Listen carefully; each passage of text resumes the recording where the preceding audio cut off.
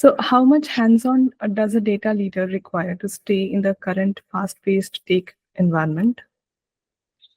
Okay, I would say like it depends on the organization structure that we are in, and I would say technical hands-on is needed for a leader because it helps the leader to support the team when they need help, and also it helps the team or the leader to go in detail to help the team in addressing the issues, and also having technical hands-on helps the leader himself or herself to draw out the data strategy.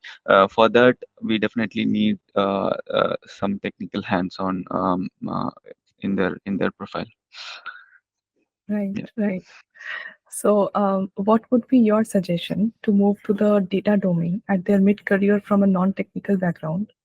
Mhm. Okay. Again, a great question. My suggestion would be like to set the basics right. When I say that it is important to set the foundations right, and I would highly recommend people who want to kind of switch over to the data. As a data professional, I think they have to take up the foundational courses on data that is available, and also analyze which pathway is right for them. For example, I can take my own example, right? When I was switching myself from a big data to a data scientist role, data science is an ocean, and there are different tracks Oh, which we can adapt to. So it is important to analyze which one I can be fit in. What is my area of interest, also, right? It's not something like 10 people are going into, for example, abs- programming. I should not jump into the programming, but rather think on which track will be helpful for me. But for example, some people might be good in data visualization. People may be good in data analysis. Some people might be good in the programming part. So it is important to analyze yourself in terms of which pathway is good for you and take the right decision so that you can have a successful transition. You've highlighted such an important point. Understanding our strength is very much important.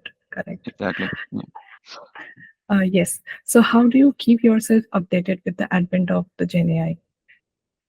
All right. Yeah, as we know, like there is a lot of information overload in the industry on the generative AI.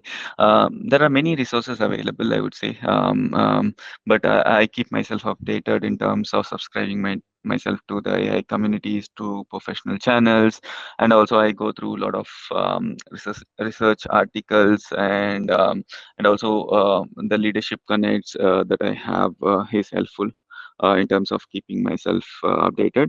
And being in pharma industry, I do follow the AI practices within pharma industry and the industry news and many more, I would say.